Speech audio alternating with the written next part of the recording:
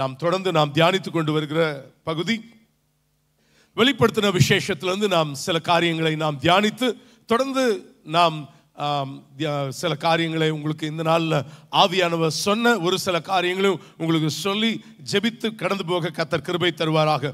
ஆண்டவருடைய நாமம் மகிமைப்படுவதாக. கர்த்தர் நல்லவர்.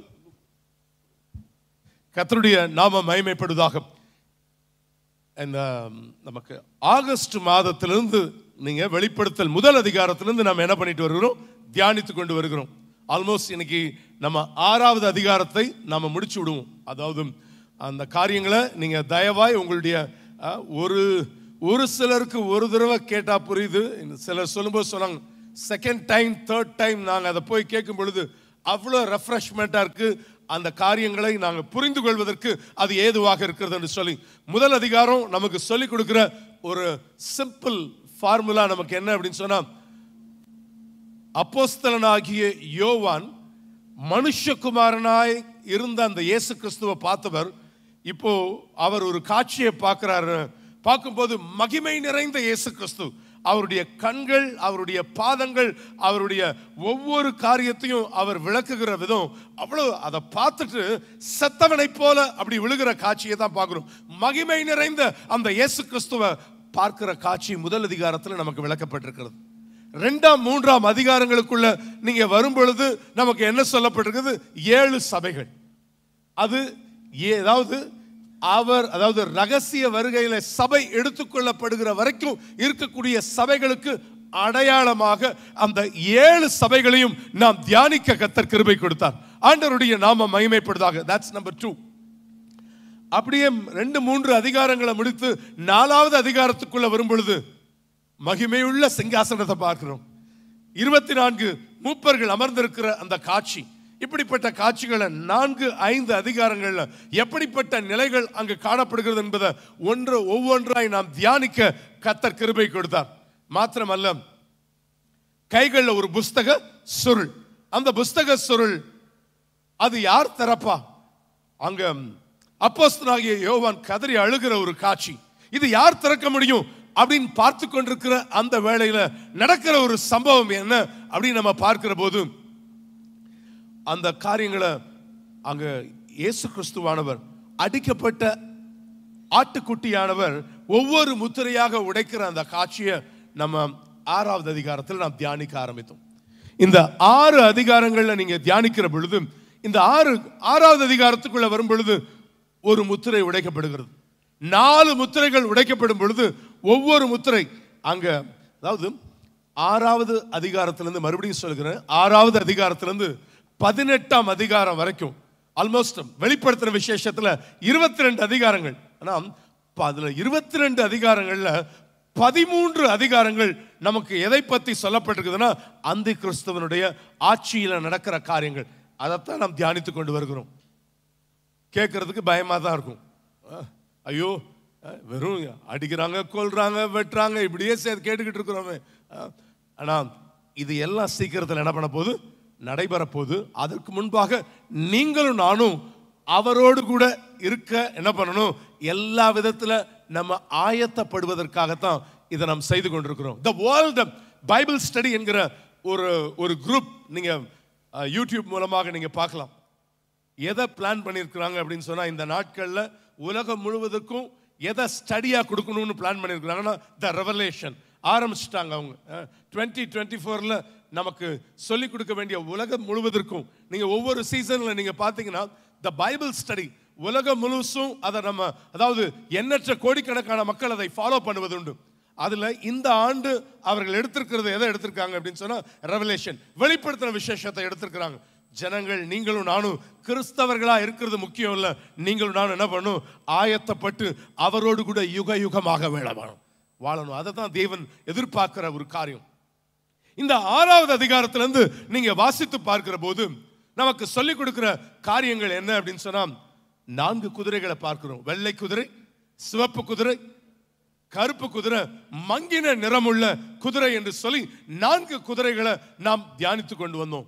அந்த வெள்ளை குதிரை எதற்கு அடையாளம்? நாம போன வாரத்தில் கூட அதை நான் சொல்லும்போது சொன்னேன், அது அந்தி கிறிஸ்து அமர்ந்திருக்கிற அந்த காட்சி. ஆனால் அவன் வந்து ஆளுகை செய்வதற்கு முன்பாக நீங்களும் நானும் தீவிரப்படுவது ரொம்ப அவசியம். நாட்களை ஆதாயப்படுத்தி, காலத்தை ஆதாயப்படுத்தி நம்ம செய்ய வேண்டிய காரியம் அதுதான்.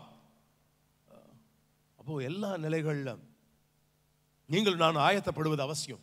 இன்னும் நமக்கு வேண்டியதெல்லாம், ஐயோ இயேசு உங்களை நம்முடைய வாழ்க்கையில் உங்களுக்கு சமாதானம், சந்தோஷம், கிருபை, வரங்கள் இதை மாத்திரம்தான் பேசணும் என்று எதிர்பார்த்து கொண்டிருக்கிறோம். எனக்கு கும்மிடி பூண்டி முடிச்சுட்டு ராத்திரி வந்துட்டு பாஸ்டரோடு கூட பேசிக்கிட்டு இருக்கிறேன். அப்போ ஜேஎஸ் தான் கூட இருந்தாப்புல ராத்திரி 12:30 உடம்பெல்லாம் ஃபுல்லாக அந்த சிலுவை காட்சி எல்லாம் நடிச்சு ஃபுல் பக்கம் பட்டையா இருக்குது. எல்லாம் போய் குளிச்சுட்டு வந்துரு, தயவு செய்து எனக்கு கொஞ்சம் சூடா பால் வேணும் அப்படின்னு கேட்டேன். பாஸ்டரும் பேச வந்துட்டாங்க. அவங்க தம்பி எனக்கு காஃபி கிடைக்குமா அப்படின்னு கேட்டாங்க. ராத்திரி 12:30 கேட்டாங்க, காஃபி கிடைக்குமா அப்படின்னு கேட்டாங்க. நான் சொன்னேன், அவன் சொன்னான் காஃபி இல்லை பெரியப்பா, நான் உங்களுக்கு பால் கொடுக்குவா அப்படின்னு கேட்டாப்புல. பால் கொடுக்குவா அப்படின்னு கேட்டோன்னே அவர் உடனே சொல்லிட்டார், பால்லாம் வேண்டாம்ப்பா எனக்கு, நீங்கள் இன்னும் போதகராக இருக்க வேண்டிய நீங்கள் இன்னும் பால் என்கிற குழந்தையா இருக்கிறீங்க, பால்லாம் கொடுத்தா எனக்கு ராத்திரி 12:30 மணிக்கு எனக்கு காஃபியை கொடு அப்படின்னாங்க. அப்புறம் எப்படியும் நம்ம சம் ஷாஷே பேக்கெட்ஸ் இருந்துச்சு, ப்ரூ பேக்கெட்ஸ் இருந்துச்சு. அப்புறம் ராத்திரி 12:30 அப்புறம் காஃபி குடிச்சிட்டு அப்புறம் பேசி படுத்தோம். கர்த்தருடைய நாம மகிமைப்படுவதாக. இன்னும் நமக்கு வேண்டியது எல்லாமே என்ன வேணும் அப்படின்னா, நமக்கு ஆறுதல் அதெல்லாம் வேணும். அதன் மத்தியில நீங்களும் நானும் உணர்வடைந்து கடந்து போக கர்த்தர் கிருபை தருவாராக. எல்லாவற்றிலும் பலப்பட கர்த்தர் கிருபை தருவாராக. ஆண்டவருடைய நாம மகிமைப்படுவதாக. வருகிற நியூ இயர்ல இருந்து பல காரியங்களை நம்ம திட்டமிட்டு இருக்கிறோம். இந்த ஸ்டடி எப்படி எடுக்க போறோம், அதன் மத்தியில் உங்களுக்கு வேண்டிய தேவ வார்த்தைகள் 2 weeks நம்ம அதிகமாக தேவனுடைய பாதத்தில் இருந்து சில வாரங்கள் உங்களுக்கு வேண்டிய அது கம்ப்ளீட் செய்தியா இருக்கும். 2 வாரம் it's like a Bible study மாதிரி சண்டே சர்வீஸ் அந்த விதத்தில் காணப்படும். அதனால எல்லா விதத்திலும் அதற்கும் ஆயத்தப்படுத்தி கொண்டிருக்கிறோம். கர்த்தர் நல்லவர், ஆண்டவருடைய நாம மகிமைப்படுவதாக. இன்னும் நம்ம சீக்கிரமா குதிரையில போய் நம்ம சில காரியங்களை நடந்து போனா ஒரு வேகம் இருக்கும், குதிரையில போனா என்ன பண்ணும், ஒரு வேகம் இருக்கும். அப்படி வேகமாய் செயல்பட வேண்டிய காலகட்டத்துக்குள்ளாக நீங்களும் நானும் காணப்பட்டு கொண்டிருக்கிறோம். ஆண்டவருடைய நாம மகிமைப்படுவதாக.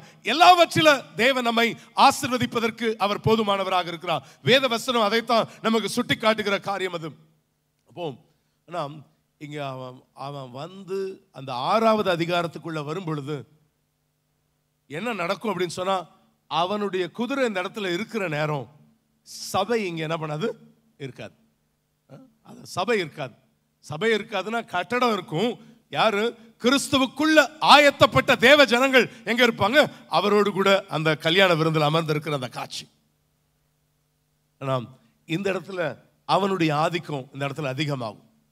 வருவதற்கு அந்த காட்சியை பார்க்கும் பொழுது அவனுடைய காட்சி கிறிஸ்துவே அந்த இடத்துல வந்து நிக்கிற மாதிரி தான் உலகம் நினைக்கும். எல்லாரும் அவன் பின்பாக இருப்பார்கள். ஒரே நாடு, ஒரே இனம் என்று சொல்லுகிற விதத்தில் அவனுடைய காட்சி அமைப்புகள் அப்படிப்பட்ட நிலைகளில் காணப்படும். ஆனா அந்த நிலைகள்ல இருந்து கொஞ்ச நாள் அப்படி கடந்து போய்கொண்டே இருக்கும் பொழுது அடுத்த குதிரை வருது. என்ன குதிரை? சிவப்பு குதிரை வருது. எங்க பார்த்தாலும் ரத்த வெள்ளங்கள், யுத்த பூமியாக இருக்கும், ரத்த கலரியாக இந்த பூமி காணப்படுகிற காட்சி. ஆனா மறுபடியும் சொல்லுகிறேன், அந்த நாட்கள்ல நீங்களும் நானும் இப்போ இந்த காலகட்டத்தில் சரியா ஆயத்தப்படுத்தப்பட்டா நம்ம அந்த நாட்கள் எங்க இருப்போம்? அவரோடு கூட இருப்போம். அங்க இந்த இடத்துல நம்ம காணப்படுகிற காட்சி, வெள்ளை குதிரைக்கு பிறகு சிவப்பு குதிரை, எங்க பார்த்தாலும் யுத்த பூமியாக காணப்படும், எங்க பார்த்தாலும் ரத்த பூமியாக காணப்படுகிற காட்சி. இதன் மத்தியில் அந்த அகோரத்திலிருந்து ஜனங்க மீள்வதற்குள்ளாக அடுத்தது என்ன வருது? கருப்பு குதிரை.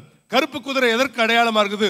கொள்ளை நோய் ஒரு பக்கம், இன்னொரு பக்கம் பஞ்சங்கள். இதனுடைய கோர காட்சி, கோர தாண்டவம். அப்படிப்பட்ட நிலைகள்ல தேசங்கள் கடந்து போகும். ஜனங்கள் சாவை விரும்புவார்கள், ஆனா என்ன பண்ண முடியாது? சாக முடியாது. அப்படிப்பட்ட கொடூரமான நிலைகள் காணப்படும் அந்த காலகட்டங்கள். That's number 3. 3வது, அதற்கு பிறகு ஒரு குதிரை வருது, மங்கின நிறமுள்ள ஒரு குதிரை. இப்படி ஒவ்வொரு காரியத்தையும் நாம் தியானித்து கொண்டு வந்தோம். அதுல இருந்தவனுக்கு பேரே என்ன பேரு? மரணம் என்று பெயர். அதுல பூமியில் இருக்கக்கூடிய காற்பங்கு ஜனங்களை கொலை செய்யும்படியான அதிகாரம் அவனுக்கு கொடுக்கப்பட்டது. இதை குறித்து நல்ல விளக்கங்கள் அறியணும் அப்படின்னு சொன்னா நீங்க கடந்த வாரத்தின் செய்திகள் எல்லாம் நீங்க கேட்பீங்கன்னு சொன்னா அது உங்களுக்கு புரிவதற்கு ஏதுவாக இருக்கும். அதை தொடர்ந்து 5வது நம்ம முத்திரையும் கடந்த வாரத்தில் என்ன பண்ணோம், நாம் தியானிக்க கர்த்தர் கிருபை கொடுத்தார்.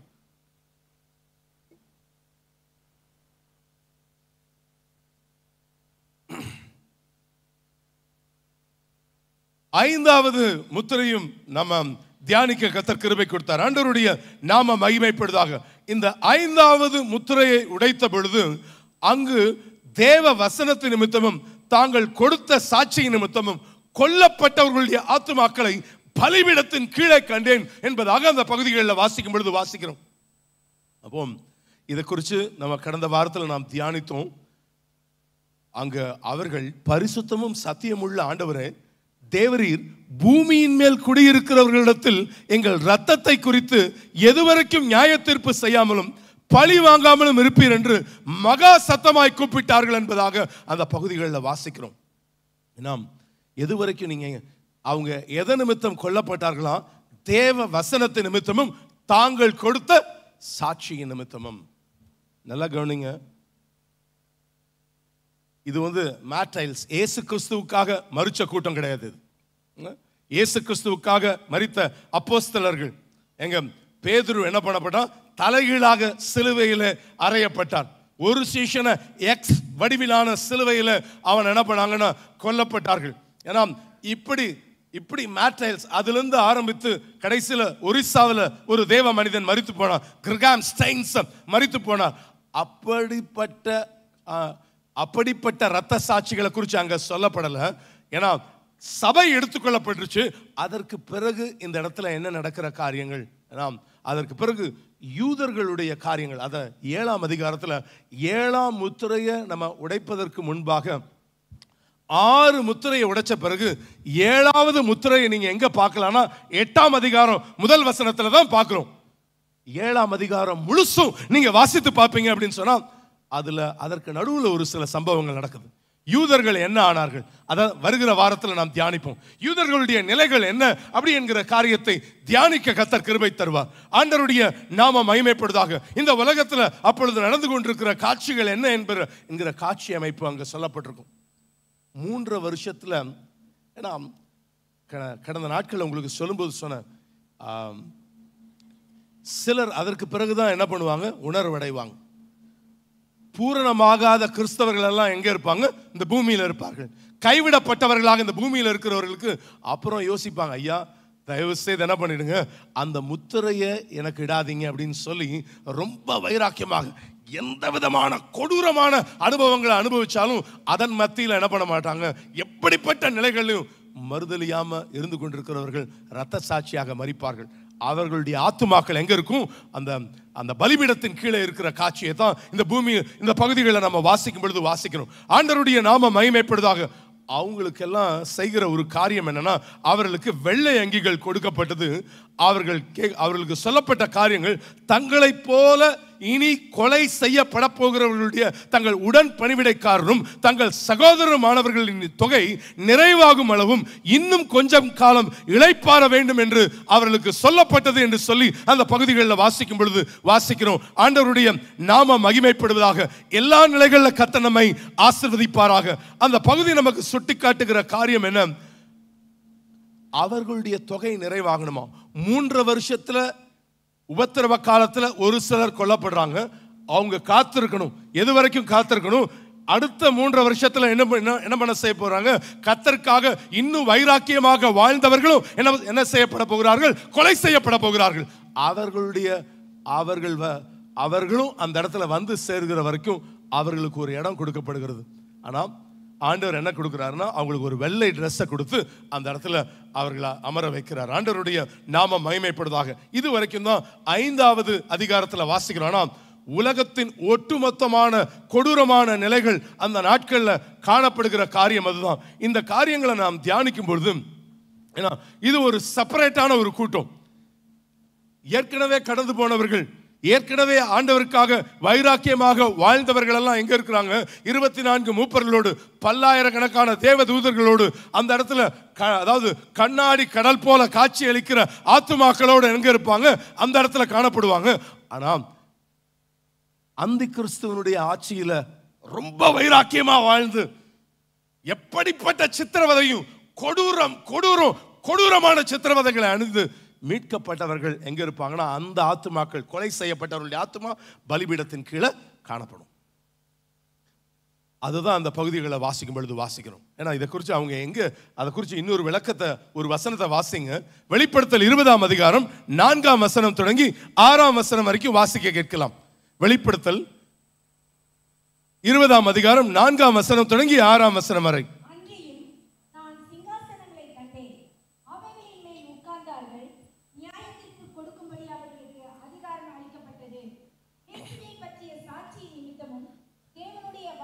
நல்லா கவனிங்க, இந்த வசனத்தை கவனிங்க. இயேசுவை பற்றிய சாட்சியின் நிமித்தமும் தேவனுடைய வசனத்தின் நிமித்தமும் சிரச்சேதம் பண்ணப்பட்டவர்களுடைய ஆத்துமாக்களையும், நல்லா கவனிங்க, மிருகத்தையாவது அதனுடைய சொரூபத்தையாவது வணங்காமலும் தங்களுடைய நெற்றியிலும் தங்களுடைய கையிலும் அதனுடைய முத்திரையை தரித்துக் கொள்ளாமலும் இருந்தவர்களையும் கண்டேன். அவர்கள் உயிர்த்து கிறிஸ்துவுடனே கூட 1000 வருஷம் அரசாண்டார்கள். இந்த ஆத்துமாக்கள் தனி லிஸ்ட். இயேசு கிறிஸ்துவனுடைய சாட்சி நிமித்தமும் தேவனுடைய வசனத்தின் நிமித்தமும் சிரச்சேதம் பண்ணப்பட்டவர்களுடைய ஆத்துமாக்களையும் மிருகத்தையாவது அதனுடைய சொரூபத்தையாவது வணங்காமலும் தங்கள் நெற்றியிலும் தங்களுடைய கையிலும் அதன் முத்திரையை தரித்துக் கொள்ளாமல் இருந்தவர்களுடைய ஆத்துமாக்களையும் கண்ட. அவங்களையும் என்ன பண்றாரு, அப்படி வைராக்கியமா அந்த நாட்கள்ல ஒரு சிலர் அந்த 7 வருஷத்துல அதை இத்தனை நம்பர்னு ஏன் கொடுத்துருக்குறாங்க, அதை நம்ம அவர்கிட்ட தான் கேட்கணும், ஆவியானவர்கிட்ட தான் கேட்கணும். 1,44,000 பேர், அப்படிதான் எக்ஸாக்டா அங்க ஒரு நம்பர் சொல்லப்பட்டிருக்குது, அவ்வளவுதான். ஆனா அந்த ஆத்துமாக்கள், அதை குறித்து வருகிற நாட்களில் நாம் தியானிப்போம். ஆனா அப்படி ஒரு லிஸ்ட் என்ன பண்றாங்க, அந்த இடத்துல வருகிறத அந்த பகுதிகளில் வாசிக்கும் பொழுது வாசிக்கிறோம். அப்படி மீட்டுக் கொண்டப்பட்டவர்களும் அந்த இடத்துல காணப்படுவார்கள். இதெல்லாம் நடந்து கொண்டிருக்கும் பொழுதும் தேவனுக்காக வைராக்கியமாக அந்த உபத்திரவங்களை அனுபவித்து கடந்து போனவர்கள் அந்த இடத்துல காணப்படுவார். இப்போ நம்ம 6வது முத்திரைக்கு நேராக நாம் கடந்து வருவோம். 12ஆம் வசனத்தை நாம் தியானிப்போம். 6ஆம் அதிகாரம் 12ஆம் வசனம். அவர் 6ஆம் முத்திரையை உடைக்க கண்டேன். அவர் 6ஆம் முத்திரையை உடைக்க கண்டேன். இதோ பூமி மிகவும் அதிர்ந்தது. சூரியன் கருப்பு கம்பளியை இதோ பூமி மிகவும் அதிர்ந்தது. சூரியன் கருப்பு கம்பளியை போல கருத்தது. சூரியன் கருப்பு கம்பளியை போல கருத்தது. சந்திரன் ரத்தம் போல ஆயிற்று. சந்திரன் ரத்தம் போல் ஆயிற்று அப்படின்னு சொல்லி அந்த வாசிக்கல நம்ம தொடர்ந்து நாம் தியானிப்போம். நல்லா கவனிங்க. 6ஆம் முத்திரையை உடைக்க கண்டேன். பூமி மிகவும் அதிர்ந்தது. அந்த பகுதி நமக்கு சுட்டி காட்டுகிற காரியம் என்ன அப்படின்னு சொன்னா, இந்த வெளிப்படுத்துற விசேஷத்துல வாசிக்கும் பொழுது பூமி அதிர்ச்சியை குறித்து 3 இடங்கள்ல நமக்கு சொல்லப்பட்டிருக்கும். ஆண்டவருடைய நாம மகிமைப்படுவதாக. அடுத்த பூமி அதிர்ச்சிக்குள்ள உரிய காட்சியை வரும் பொழுது இதை குறித்து இன்னும் மேலான விளக்கங்களை கொடுக்கிறேன். 6ஆம் முத்திரை, 6 என்கிற எண் யாருக்கு கொடுக்கப்பட்டது? யாருக்கு கொடுக்கப்படுது? மனுஷனுக்கு கொடுக்கப்படுது. யாருக்கு கொடுக்கப்படுது? 6ஆம் நாள்ல தான் யாரை சிருஷ்டித்தார்? ஆண்டவர் மனுஷனை சிருஷ்டித்தார். ஆனா அதை என்ன பண்ணிட்டான், தனக்கு பக்கபலமாக மாற்றிக்கொள்ளும்படியாக 6 என்கிற எண் மனுஷனுக்கு கொடுக்கப்பட்ட எண். ஏன்னா அவன் 6ஆம் நாளில் என்ன பண்ணப்பட்டான், மனுஷன் உருவாக்கப்பட்டான். 7ஆம் நாளில் அவர் என்ன பண்ணியிருந்தாருன்னா அவர் ஓய்வெடுத்தார்னு வேதத்தில் வாசிக்கிறோம். 6 என்கிற எண்ணை சாத்தான் பிடுங்கி தன்னுடைய எண்ணாக மாற்றிக்கொண்டு அதாவது வலு சர்ப்பத்துக்கு ஒரு 6, மிருகத்துக்கு ஒரு 6, கள்ள தீர்க்கதரிசிக்கு ஒரு 6. சோ அவன் என்ன எப்படி ஆக்கிட்டான், 666 என்று அவன் மாற்றிக்கொண்டான். வலு சர்ப்பத்துக்கு ஒரு 6, மிருகத்துக்கு ஒரு 6 மற்றும் கள்ள தீர்க்கதரிசிக்கு ஒரு 6. அதாவது இந்த வார்த்தை நமக்கு சொல்லப்பட்டிருக்கிற காரியம் 6ஆம் முத்திரை உடைக்கப்படும் பொழுது என்ன நடக்கிற காட்சி என்ன அப்படின்னு சொன்னா, எந்த சூரியன் மனுஷனுக்கு ஆசீர்வாதமா இருந்துச்சோ அந்த சூரியனை தேவன் இருளுடைய செய்கிறார். எது மனுஷனுக்கு ஆசீர்வாதமா இந்த உலகத்துல தேவன் இந்த சூரியனை கொடுத்திருந்தாரோ, வார்த்தை நமக்கு சொல்லப்படுகிற காரியம் என்ன அப்படின்னு சொன்னா, சூரியன் கருப்பு கம்பளியை போல ஆயிற்று அப்படின்னு பார்க்கிறோம். ஒரு நாள் அடிச்ச மழையவே தாங்க முடியல. ஐயோ, அந்த காட்சிக்கே எல்லா நியூஸ் சேனலும் பார்க்கலாம். சென்னை கோர தாண்டவமா இருந்துச்சுன்னு. ஆனா அதுவே அப்படிப்பட்ட காட்சியா இருந்துச்சுன்னு சொன்னா முழு உலகமும் கருப்பு கம்பளியை போல காணப்படும். சந்திரன் எப்படி இருக்குதா? ஏன்னா சூரியனுடைய ஒளியை வாங்கித்தான் என்ன பண்ணும் சந்திரன், என்ன பண்ணும் நிலவு ஒளி கொடுக்கும் என்பது இட் இஸ் சயின்டிபிக். பட் இந்த பகுதிகளை நீங்க வாசித்து பார்க்கும் பொழுது சந்திரன் எப்படி இருக்குது அப்படின்னு சொன்னா, அதாவது அதை எதுக்கு சொல்ல வரேன்னா, அடிச்சா என்ன என்ன நடக்கிற காரியம், ஏன் அந்த கருப்பு வருது அப்படின்னு சொன்னா, எங்க டேடி அடிக்கும் பொழுது எப்படி அடிப்பார் அப்படின்னா, எல்லாரும் பெல்ட் எப்படி பிடிச்சிட்டு இந்த வாரில் தான் அடிப்பாங்க. ஆனா நமக்கு நம்ம பண்ற சேட்டை அந்த அளவுக்கு சேட்டை, அதனால தான் அப்படி அடி வாங்குவேன். பட் வாரை பிடிச்சிட்டு இந்த கிளாம்ப் விழும் நம்ம மேல, லொட்டு லொட்டு லொட்டுன்னு அடிச்சு இந்த கிளாம்ப் விழும்போது நமக்கு இருக்கிற அந்த கலர்ல என்ன என்ன நடக்கும்னா, இன்னும் அடிச்சு அந்த சிவப்பா இருக்காது, அந்த இடம் பிளாக்கா மாறிடும், எல்லாம் கருப்பு கருப்பு கருப்பா இருக்கும். அங்கங்க ரத்தம் கட்டி போனா எப்படி இருக்கும்னா அந்த மாதிரி இருக்கும். அது போல கருப்பான என்னவாயிருச்சு, ரத்தமே கருப்பான எப்படி இருக்கும், அந்த அதனுடைய ரிஃப்ளெக்ஷன்ஸ் தான் என்னவாகுது அப்படின்னு சொன்னா, அது ரெட்டே ஒரு டார்க் ரெட்டா இருந்தா எப்படி இருக்கும், அது பார்க்கறதுக்கு தூரத்துல இருந்து பார்க்கும்போது எப்படி காட்சி அளிக்குது, கருப்பா காட்சி அளிக்குது.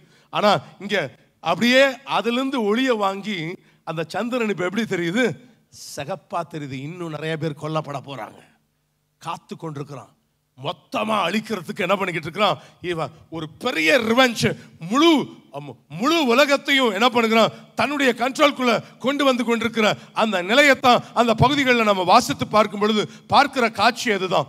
எல்லா நிலைகளில் சந்திரன் ரத்தம் போல் ஆயிற்று என்பதாக அந்த பகுதிகளில் வாசிக்கிறோம். மாத்திரமல்ல, சூரியன் கருப்பு கம்பளியை போல கருத்தது, சந்திரன் ரத்த. ஆனா நமக்கு வார்த்தை சொல்லப்படுது, நமக்கு இந்த நாட்களை ஆதாயப்படுத்திக் கொள்ளுங்க. ஆனா இன்னைக்கு கதை சொல்லுகிறான், மல்கியா 4:2 கதை சொல்லுகிறான், ஆனாலும் நீதியின் சூரியன் உங்கள் மேல உதிப்பா.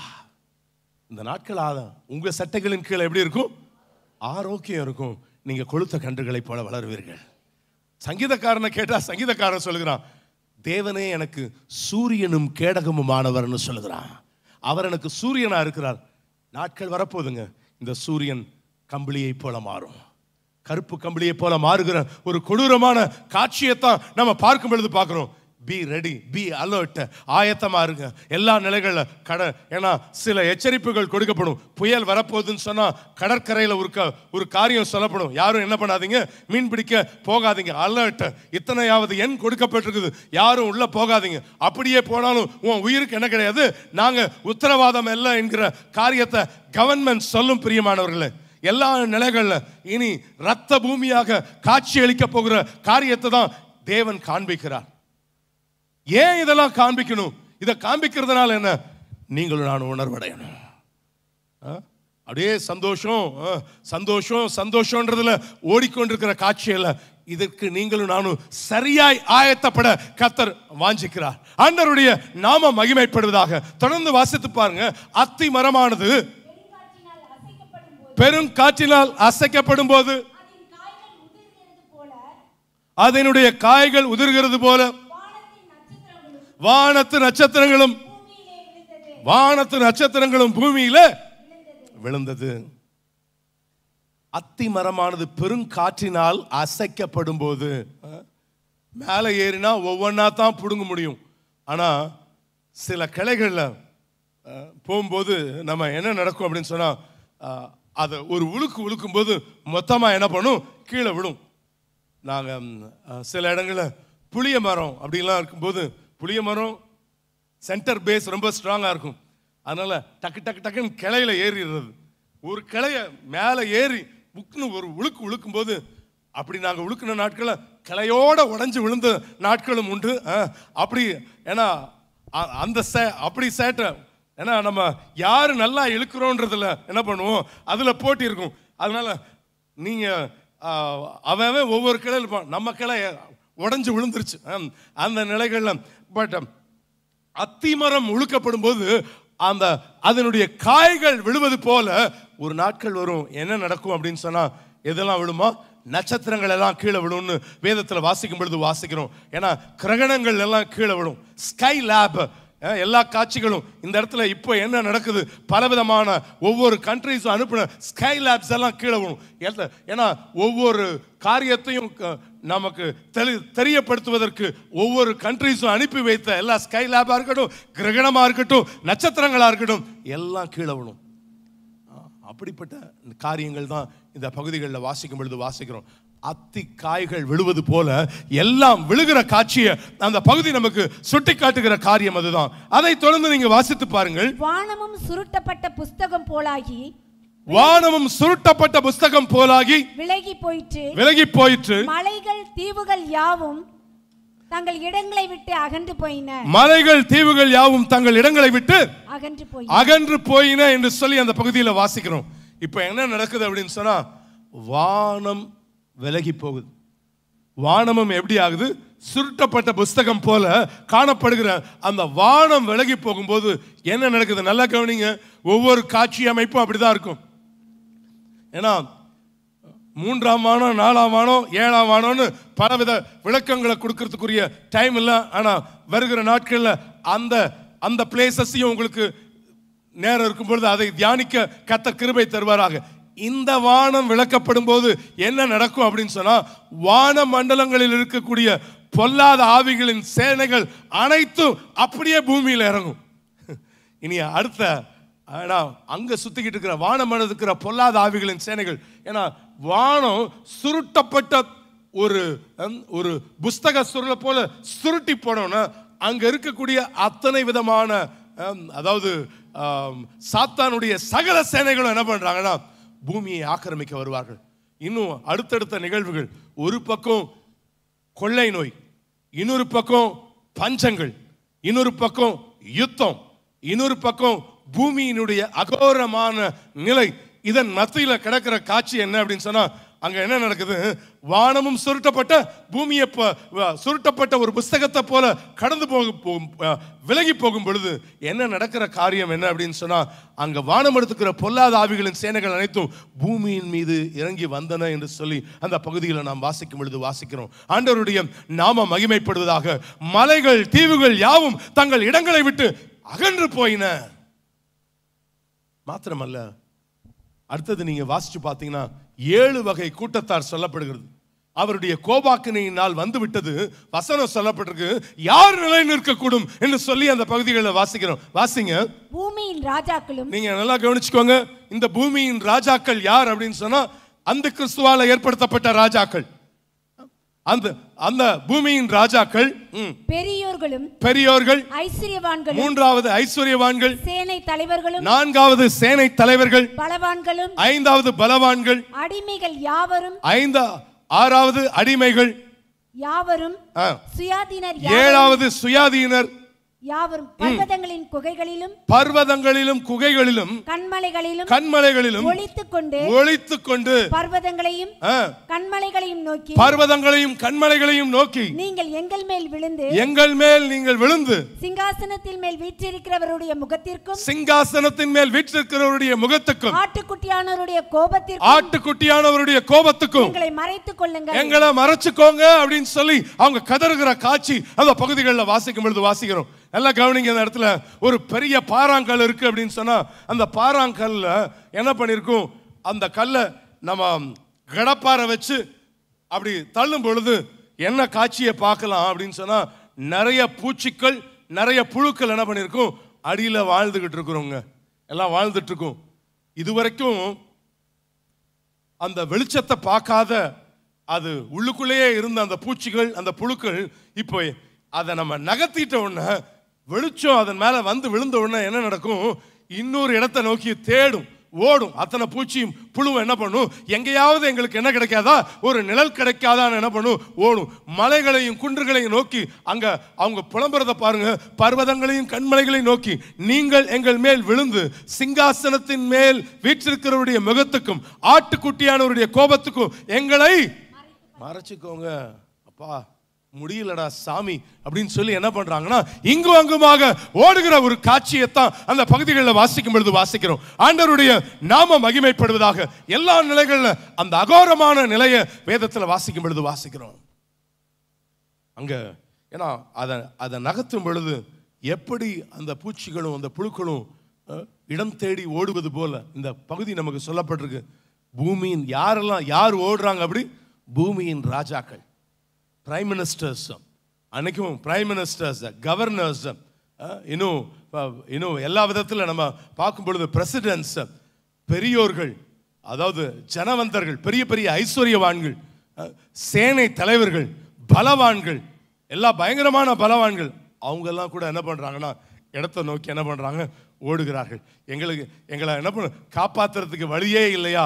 அதாவது சுயாதீனர், இப்படி அடிமைகள் எல்லாரும் குகைகளிலும் கண்மேலைகளிலும் என்ன பண்ணுங்கன்னு ஒளிச்சு கொண்டு, ஐயா காப்பாத்துங்க ஐயா, எங்களுக்கு வழி இல்லையா ஐயா, எங்களுக்கு வழி இல்லையா, அந்த கோஷ்டியில நான் இருந்துடக்கூடாது.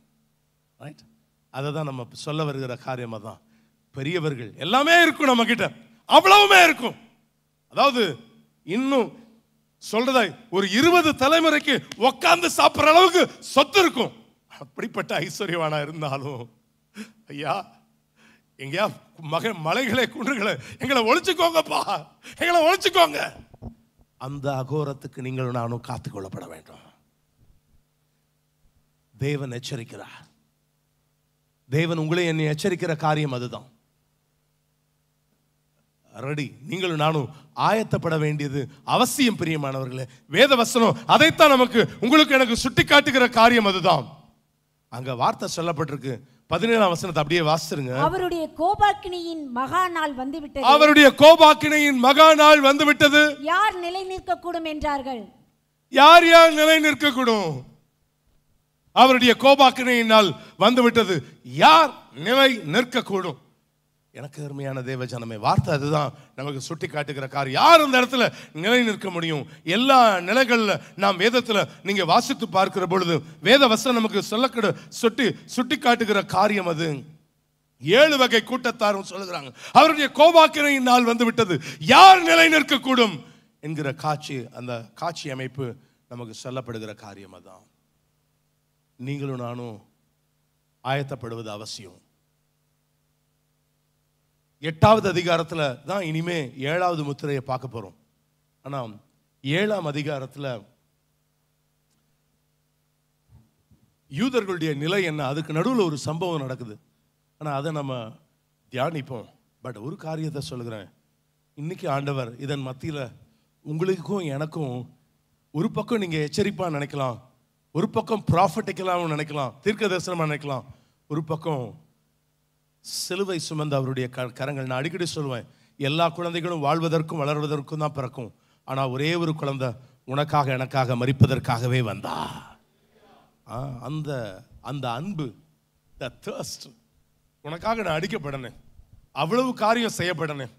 ஆனால் எல்லாவற்றின் மத்தியில் சில சூழ்நிலையை நினைச்சு பயந்துகிட்டு இருக்கிறீங்களா? பட் திஸ் மார்னிங், இந்த காலை பொழுதுல கர்த்தர் உங்களுக்கு ஒரு காரியத்தை சொல்லும்படியாக சொன்னார். ஆதியாகமம் 28ஆம் அதிகாரம் 15வது வசனத்தினுடைய கடைசி பகுதி என்ன சொல்லப்பட்டிருக்கிறது? அடிக்கடி நமக்கு தெரிஞ்ச வார்த்தை தான் அது. ஆதியாகமம் 28:15. நான் உன்னுடனே இருந்து நீ போகிற இடத்திலெல்லாம் உன்னை காத்து இந்த தேசத்துக்கு உன்னை திரும்பி வர பண்ணுவேன். நான் உனக்கு சொன்னதை செய்யும் அளவும் உன்னை கைவிடுவதில்லை. கடைசி பகுதி என்ன சொல்லப்பட்டிருக்குது? நான் உனக்கு சொன்னதை செய்யும் அளவும் உன்னை கைவிடுவதில்லை. இந்த காலை பொழுதுல கர்த்தர் உங்களுக்கு சொல்லுகிற ஒரு காரியம், நான் உன்னை கைவிடுவதில்லைப்பா. ஆண்டவர் நமக்கு சொல்லுகிற காரியம் அதுதான், நான் உன்னை கைவிடுவது இல்லை. அதுதான் ஆண்டவர் சொல்லுகிறார், நான் உன்னை கைவிட மாட்டேன்ப்பா. எல்லா நிலைகள்ல நான் உன்னை கைவிட மாட்டேன் ஆண்டவர் சொல்லுகிறார். இன்னைக்கு நம்முடைய தேவன் எப்படிப்பட்ட தேவன்னா, நம்மை கைவிடாத தேவன். உங்களை என்னையும் கர்த்தர் கைவிட மாட்டா. தாயின் கற்பத்தில் உங்களை என்னையும் சுமந்தவர், உங்களை என்னையும் வழி நடத்தினவர், உங்களை வழி நடத்தி செல்வார். வார்த்தை நமக்கு சுட்டி காட்டுகிற காரியம், நான் உன்னை கைவிடுவதில்லை, நான் உனக்கு சொன்னதை செய்யும் அளவு நான் உன்னை கைவிடுவதில்லை. ஆண்டவருடைய நாம மகிமைப்படுவதாக. எல்லா நிலைகளில் நமக்கு தேவன் ஆசீர்வாதங்களை தருவதற்கு அவர் போதுமானவராக இருக்கிறார்.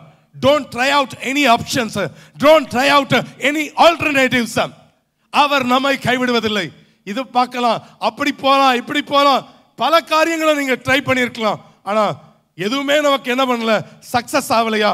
ஒரே ஒரு காரியம், டோன்ட் யூஸ் எனி ட்ரிக்ஸ். இந்த ட்ரிக்கை யூஸ் பண்ணலாம், அந்த ட்ரிக்கை யூஸ் பண்ணலாம். ஆண்டவர் சொல்றார், இவன் ஏன் அந்த ட்ரிக்ன்ற வார்த்தையை உபயோகப்படுத்துறேன் அப்படின்னு சொன்னா, நம்மால் அப்படி உபயோகப்படுத்தினால் யாரு? யாக்கோபு அப்படி நான் உன்னை கைவிடுவதில்லப்பா. நீ அம்மா உனக்கு வேஷத்தை போட்டு, ஒரு பொய்யான ஒரு வேஷத்தை போட்டு ஏசா மாதிரி ட்ரெஸ் அப் பண்ணிட்டு போடான்னு என்ன பண்ணும், ஆட்டை அடிச்சு அந்த தோலை போட்டு இப்படியெல்லாம் என்ன பண்ணு, ஏமாத்து வேலையை செஞ்சு அந்த ஏமாத்துன குணம் அவனுக்கு இருக்குது. That is all. அவன் மைண்ட் எதுதான் கத்து கொடுத்துருக்காங்க அவங்க அம்மானா அதுதான் அவங்க அம்மா கத்து கொடுத்துருக்காங்க. அதுதான் அவன் ஜீவியத்தில் இருந்துச்சு. அதனால எந்த கொப்பை போட்டா இந்த ஆடு என்ன பண்ணும், வரி வரியா பொழியுமோ, எந்த ஆட்டுக்கிட்ட இந்த கொப்பை போட்டா இதெல்லாம் எனக்கு சக்சஸ்ஃபுல்லா நடக்குமோ அப்படின்னு சொல்லி என்ன பண்றான், அப்படி திருட்டு புத்தி இருக்கிற யாரு ஆளு. ஆனா கூட என் ஆண்டவர் சொல்றாரு, அப்பா நீ என்ன ட்ரிக் வேணா நீ யூஸ் பண்ணிருக்கலாம், அத போல 1000 காரியத்தை நீங்க செஞ்சிருந்தாலும் சரி, இந்த காலை பொழுதுல ஆண்டவர் சொல்கிறார், உன்னை உருவாக்குனா உன்னை நான் கைவிடுவதில்லைன்னு கர்த்தர் உங்களுக்கு வாக்குப்படுகிறார். ஆண்டவருடைய நாம மகிமைப்படுவதாக. அதுதான் இந்த வார்த்தை நமக்கு சொல்லப்பட்டிருக்கிற காரியம். அதுதான் ஆண்டவர் எல்லா நிலைகளிலும் he will never never never forsake you. ஆண்டவர் உங்களை கைவிடுவதே இல்லை பிரியமானவர்களே, உங்களை கைவிடுவதில்லை. வேதவசனம் அதைத்தான் நமக்கு சுட்டி காட்டுகிற காரியம் தான். Don't use any tricks. இதை செஞ்சா நடக்கும். ஒரு ஆயில் பாட்டில் இல்ல ஒரு கர்ச்சிஃப் இல்ல இந்த ஊருக்கு போனா தான் நடக்கும், அந்த கன்றாவியெல்லாம் செய்யாதீங்க. உங்க மத்தியில கர்த்தர் இருக்கிறார். He is with you. ஆண்டவர் உங்களை நடத்துவார் பிரியமானவர்களே. இந்த ஊருக்கு போனா தான் அது நடக்கும் அப்படின்னு சொன்னா அது சக்சஸ் ஆகாது. ஆண்டவர் உங்களுக்கு எனக்கு சொல்லி கொடுக்கிற காரியம் என்ன, எல்லா காரியங்கள்ல தேவன் நமக்கு நம்ம வழிநடத்துகிற விதம் அதுதான். வார்த்தை நமக்கு சொல்லப்படுகிற காரியம் அதான். எல்லா வார்த்தை அதுதான் நமக்கு சுட்டி காட்டுகிற காரியம். எல்லா நிலைகளில் தேவன் நம்மை ஆசீர்வதிப்பதற்கு அவர் வல்லமை உள்ளவராக இருக்கிறார். ஆண்டவருடைய நாம மகிமைப்படுவதாக. ஒருவேளை யாரும் சந்தித்திராத சவால்கள், ஒருவேளை யாரும் எதிர்நோக்காத தடைகள், தங்கள் வாழ்க்கையில ஒருவருக்கும் வராத ஏமாற்ற உணர்வு அனுபவங்கள் உங்கள் வாழ்க்கையில எல்லாம் இருந்தாலும், தனிமை போன்ற உணர்கிற ஒரு நிலையை உடைய யாராவது இந்த இடத்துக்கு நீங்க வந்திருந்தா, இந்த காலை பொழுதுல கர்த்தர் உங்களுக்கு சொல்லுகிறார். கர்த்தர் சொல்லுகிற காரியம், உங்களுக்கு நான் சொன்னதை செய்யும் அளவு நான் உன்னை கைவிடுவதே இல்லை என்று கர்த்தர் வாக்கு கொடுக்கிறார். விசுவாசிக்கிறவங்க கைகளை தட்டி கர்த்தருடைய நாமத்தை மகிமைப்படுத்துங்க.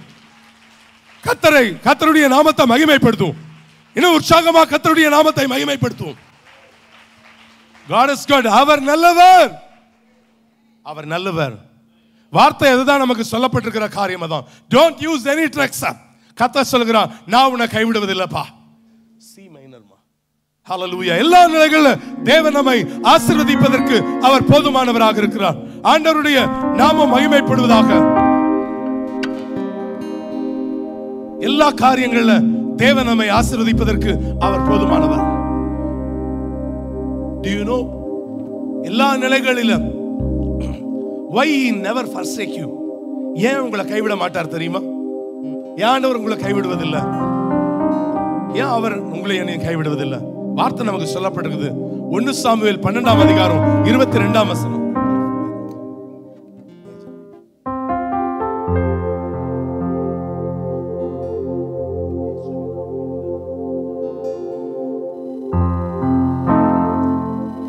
வாசிங்க 1 சாமுவேல் 12:22.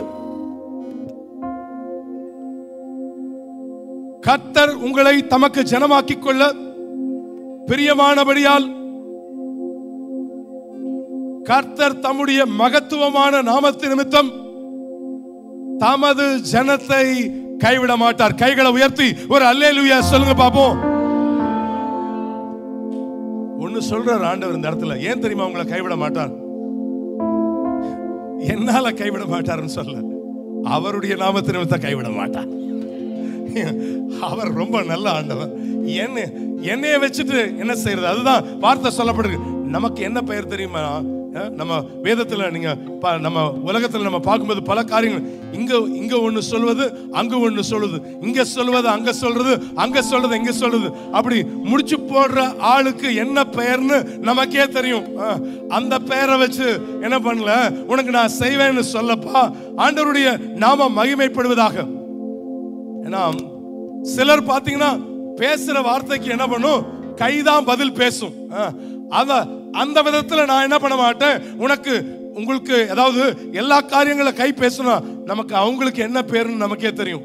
பாஸ்டர் சொல்வார், மனைவி அடிக்கிறவன் மாடு மேய்க்க தான் லாக்கின்.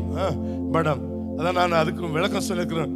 பாஸ்டர்ஸ் மீட்டிங்ல ஜிபா போட்ட ஒரு பாஸ்டர் கேட்டார், சார் என்னைய மனைவி அடிக்கிறாப்பா, நான் என்னப்பா பண்றதுன்னு கேட்டார் ஒரு பாஸ்டர். அது வேற விஷயம், அந்த சப்ஜெக்ட் அது it is a big thing. ஆனா பல காரியங்களின் மத்தியில ஏன்னா இங்க சொல்றது அங்க கோல் மூட்டுற கோஷ்டிக்கு என்ன பேர், அதை வச்சுட்டு ஆண்டவர் செய்யறேன் உன்னைய கைவிட மாட்டேன்னு சொல்லல. பேசுற வார்த்தைக்கு பதிலுக்கு கைதான் பேசும் அப்படின்னா அப்படிப்பட்டவங்களுக்கு என்ன பேர் நமக்கு தெரியும். செய்யறேன் ஆண்டவரேன்னு 100 தடவை தீர்மானித்தும் ஒரு தடவை நீங்க செய்ய தவறு இருந்தால் நமக்கு என்ன பெயர்னு நமக்கு தெரியும். நீங்க செய்யறேன்ப்பா, இதை செய்யறேன் அதை செய்யறேன்னு சொல்றீங்க, ஆனா என்ன பண்றது இல்ல, அதை செய்யறது இல்ல. அப்படி தவறி இருந்தா நமக்கு என்ன பேர் நமக்கு தெரியும். இல்ல இன்னொரு கோஷ்டி இருக்கிறாங்க, தந்தா அல்லேலூயா, தராவிட்டா வேற எங்கேயாவது போறேன் ஆண்டவரே அப்படி என்பவர்களுக்கு என்ன பெயர்னு தெரியும். என் பிள்ளைகளுக்கு ஏன்னா எந்த பேர் இருக்குதுன்னு நினைக்காம ஆண்டவர் சொல்றாரு, என் நாமத்தின் நிமித்தம் என் பிள்ளைகளை நான் கைவிட மாட்டேன்னு கர்த்தர் சொல்லுகிறார். கைகளை தட்டி கர்த்தருடைய நாமத்தை மகிமைப்படுத்துவோமா? எல்லாம் உற்சாகமா கரங்களை தட்டுவோம். ஹல்லேலூயா, ஸ்தோத்திரிக்கிறோம் ஸ்தோத்திரிக்கிறோம் ஸ்தோத்திரிக்கிறோம். Thank you Jesus. இயேசுவின் நாமம் இனிதான நாமம், இணையில்லா நாமம், இன்ப நாமம். எங்கள் இயேசுவின் நாமம் இனிதான நாமம், இணையில்லா நாமம், இன்ப நாமம்.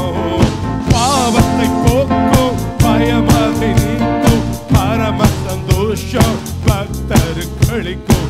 பாவத்தை போக்கும், பயமதை நீக்கும், பரம சந்தோஷம் பக்தருக்கு அளிக்கும். இயேசுவின் நாமம். நல்ல கரங்களை தட்டி உள்ளத்தின் ஆழத்துல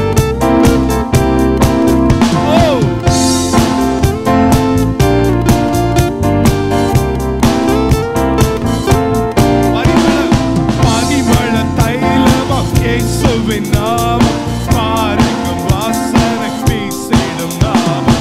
பரிமள தைலமா இயேசுவின் நாமம், பாரிக்கும் வாசனை வீசிடும் நாமம். இயேசுவின் நாமம். சொல்லுவோம். இயேசுவின் நாமம்.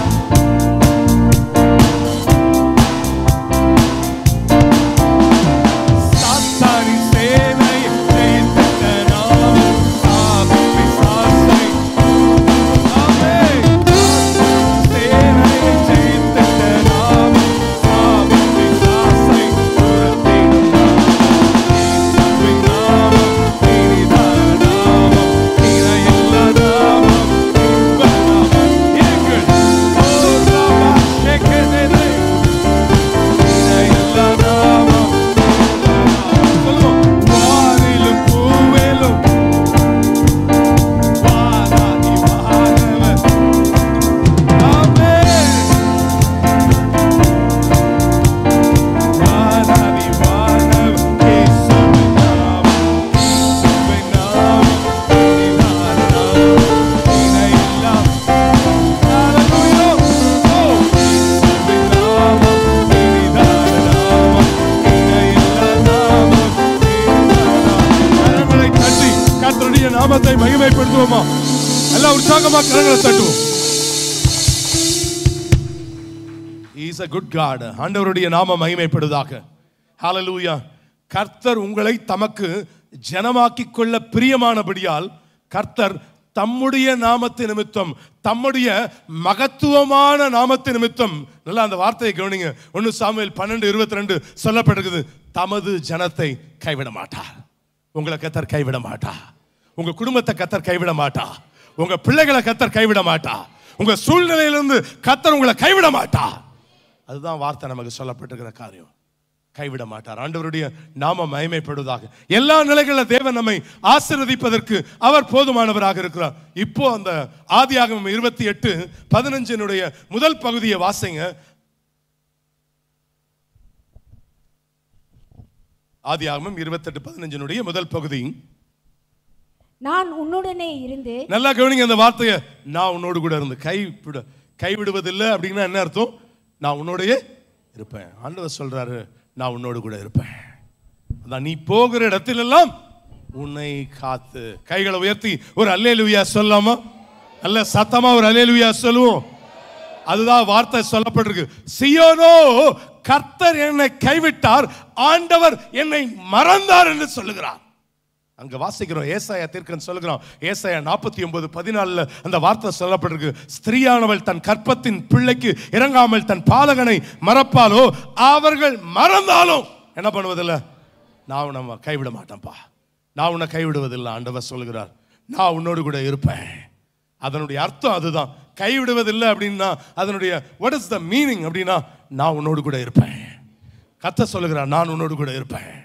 எல்லா சூழ்நிலைகள்ல நான் உன்னோடு கூட இருப்பேன்.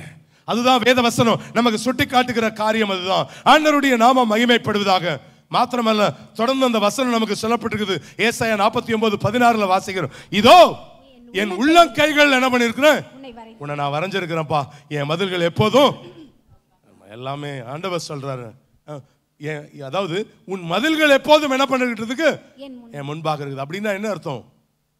நம்ம லைஃப், உன்னுடைய மதில்கள் எப்பொழுதும் என் முன்பாக நிற்குதுன்னா, என் லைஃபை பற்றின ப்ளூ பிரிண்ட்டை அவர் வச்சிருக்கிறார் கையில். உன்னை என் உள்ளம் கைகளில் வச்சிருக்கிறேன். உன் லைஃபுடைய கம்ப்ளீட் ஹிஸ்டரியும் யார் கையில் இருக்குது? என் கையில் இருக்குது. ஆனால் எனக்கு தெரியும் நீ என்னென்ன கேப் மாதிரித்தனம் பண்ணன்னு எனக்கு தெரியும். ஆனால் கூட ஓ நிமித்தம் இல்லை, என் நாமத்தின் நிமித்தம் நான் உன்னை கைவிடுவதில்லை. ஸ்திரீயானவள் தன் கற்பத்தின் பிள்ளைக்கு இறங்காமல் தன் பாலகனை மறப்பாளோ, அவள் மறந்தாலும் ஆண்டவருடைய நாம மகிமைப்படுவதாக. வேதவசனம் அதை தான் நமக்கு சுட்டி காட்டுகிற காரியம். அதுதான் ஆண்டவருடைய நாம மகிமைப்படுவதாக. ஆண்டவர் சொல்லும்போது சொன்னார், நானே நல்ல மேய்ப்பன். ஹல்லேலூயா, ஸ்தோத்திரிக்கிறோம். நல்ல மேய்ப்பன் ஆடுகளுக்காக என்ன பண்ணுகிறான்? தன் ஜீவனை கொடுக்கிறான். ஜீவனை கொடுத்திருக்கிறார் ஆண்டவர். அதுதான் வேதவசனம் சொல்லப்பட்டிருக்கு. ஜீவனை கொடுத்தவர். அதுதான் எல்லா நிலைகளில் வேதவசனம், வேத வார்த்தை அது நமக்கு சுட்டி காட்டுகிற காரியம். அது ஆண்டவருடைய நாம மகிமைப்படுவதாக. அதை தொடர்ந்து வாசித்தீங்கன்னா யோவான் 10:12 வாசித்தீங்கன்னா, மெய்ப்பனாய் இராதவனும் ஆடுகள் தனக்கு சொந்தம் அல்லாதவனுமான கூலியால் ஓனாய் வருகிறதை கண்டு ஆடுகளை விட்டு ஓடி போகிறான். அப்பொழுது ஓனாய் ஆடுகளை பீறி அவைகளை சிதறடிக்கும். வாசிங்க.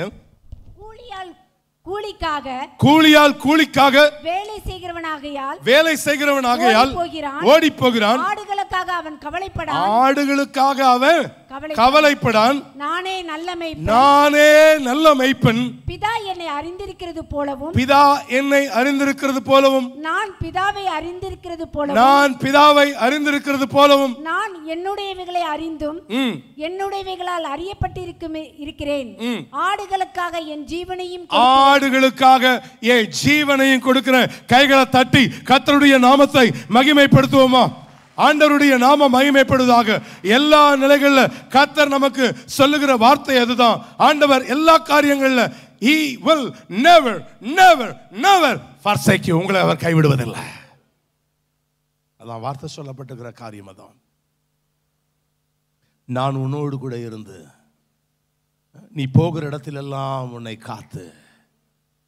அதான் வார்த்தை சொல்லுகிறார். ஏதோ வரப்போது பயங்கரங்கள்லாம் பார்த்துக்கிட்டு இருந்தோம்.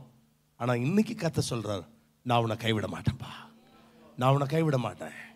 உன் சூழ்நிலை நீ எப்படிப்பட்ட நிலையில் இருந்தாலும் சரி, நீ எப்படிப்பட்ட அதாவது அயோக்கியன், சில எப்படிப்பட்ட ஏமாற்றுக்காரன், எப்படிப்பட்ட துரோகம் செய்தவனா இருந்தாலும் இந்த காலை பொழுதுல மனம் திரும்பி என்கிட்ட வந்துரு.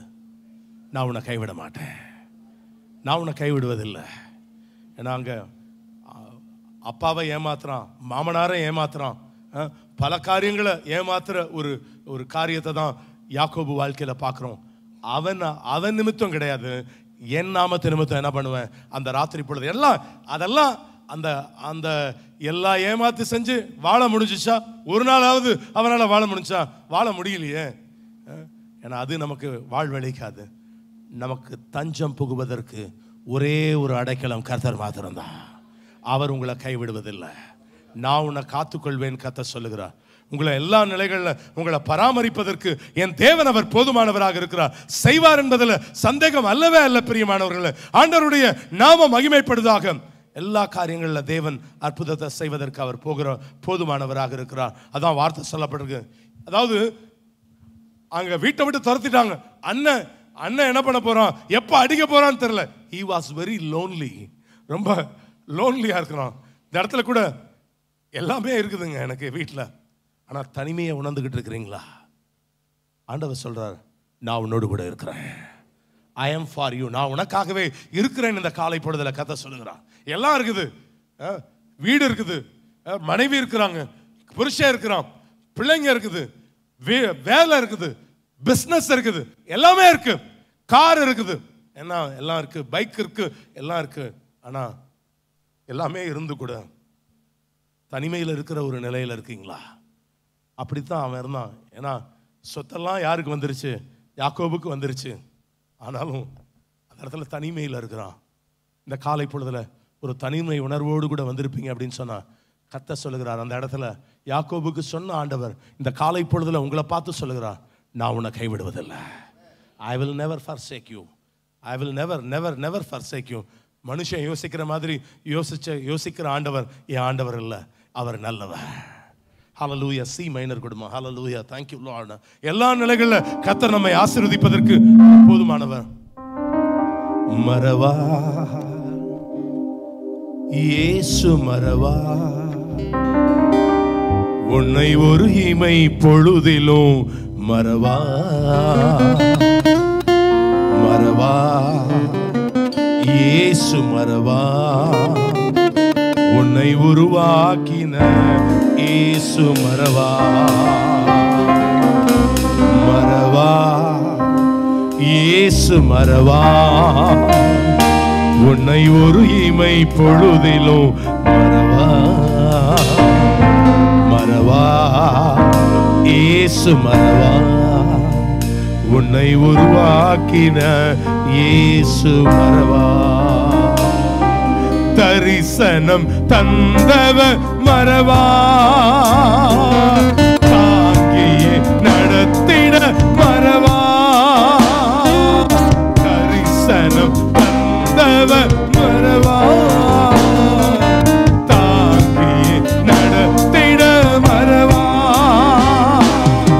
எப்பக்க நெருக்கங்கள் என்னை சூழ்ந்திட்டாலும், எப்பக்க நெருக்கங்கள் உன்னை சூழ்ந்திட்டாலும், தேவன் உன்னை மறவா. எலியாவின் தேவன் உன்னை மறவா. மறவா இயேசு மறவா, உன்னை ஒரு இமை பொழுதிலும் மறவா. இயேசு மறவா, உன்னை உருவாக்கின இயேசு மறவா. யாக்கோபுக்கு அன்பு வச்ச தாய் அவனுக்கு என்ன பண்ண முடியல? ஒன்னும் செய்ய முடியலங்க, ஒன்னும் செய்ய முடியல. Beyond the point mum couldn't help him. அவங்க அம்மாவால என்ன பண்ண முடியல? ஒன்னும் செய்ய முடியல. Beyond the limit dot couldn't help him. அவனுக்கு ஹெல்ப் பண்ண முடியல. அதான் வார்த்தை சொல்லப்படுது, he is all alone in the wilderness.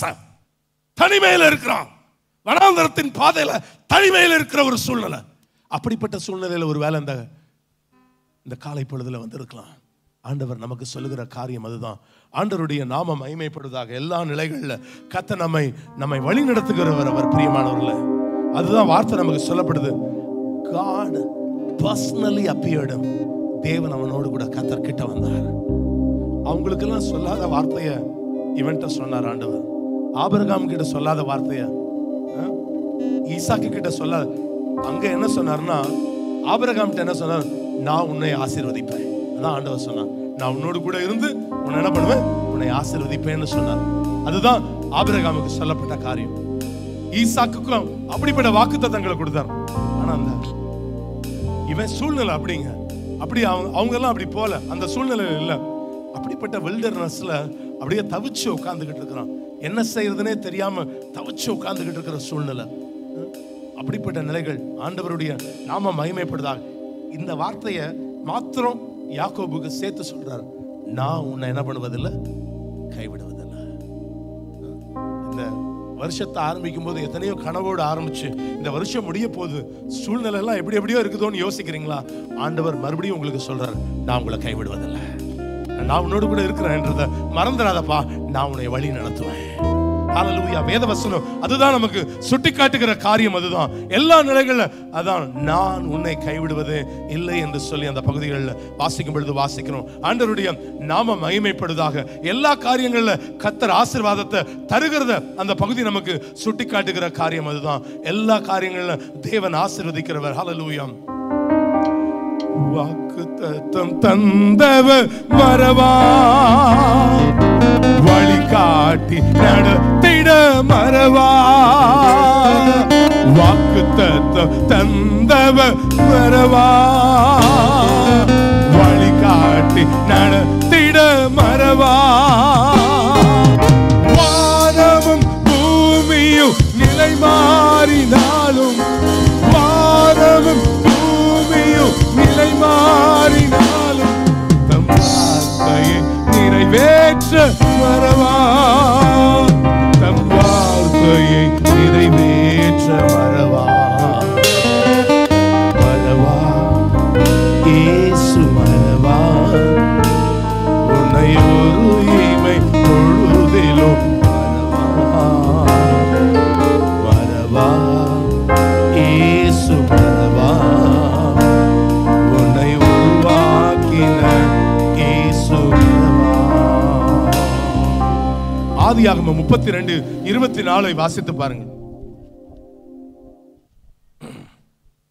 யாக்கோபு பிந்தி தனித்திருந்தான், யாக்கோபு பிந்தி தனித்திருந்தான் என்று சொல்லி அந்த பகுதிகளில் வாசிக்கும் பொழுது வாசிக்கிறோம். அப்பொழுது ஒரு புருஷன் பொழுது விடியும் போதும் போதும். முதல்ல எப்போ தனியா இருந்தான்? ஒண்ணுமே இல்லாம தனியா இருந்தது ஒரு சூழ்நிலை. இப்போ அதுக்கு முந்தின வசனத்தை வாசித்து பார்ப்பீங்கன்னா 2 பரிவாரத்தோடு வருகிறார். எல்லாமே எல்லாம் பெரிய பிளஸிங்கோட வந்துகிட்டு இருக்கிறார். கிராண்டா வந்துகிட்டு இருக்கிற சூழ்நிலை. ஆனா அப்பையும் அவன் பிந்தி என்னதான் இருந்தானா, எப்படா நம்மளை போட்டு தள்ளிடுவான் அண்ணங்காரன், என்ன நடக்குமோ தெரியலன்னு அப்படிப்பட்ட நிலையில தான் அவன் பின்னாடியும் அப்படிப்பட்ட சூழ்நிலை. அதை தான் உங்களுக்கு சொல்லும்போது சொன்னேன். அதாவது இப்பொழுது எல்லாம் இருந்தும் அவனுக்கு எப்படிப்பட்ட நிலைமையில இருக்கிறான், தனித்திருக்கிற நிலையில காணப்படுகிறான். பட் சூழ்நிலைகள் எதுவா இருந்தாலும் சரி, கர்த்தர் உங்களுக்கு சொல்லுகிறார், நான் உங்களை கைவிடுவதே இல்லை, கைவிடுவதே இல்லை. அப்படின்னா என்னன்னா, நான் உன்னோடு கூட இருக்கிறேன் என்கிற காரியத்தை தான் ஆண்டவருடைய வசனம் நமக்கு சொல்லப்பட்டிருக்கு. உங்களை கைவிடவே மாட்டார் அப்படின்னா என்ன அர்த்தம்னா, அவர் உங்க கூடவே இருப்பார்னு அர்த்தம். ஆண்டவருடைய நாம மகிமைப்படுதாக. இன்னொரு வசனத்தை கூட வாசித்து பாருங்கள். 1 ராஜாக்கள் 6:13 1 ராஜாக்கள் 6:13 நமக்கு என்ன சொல்லுகிறது?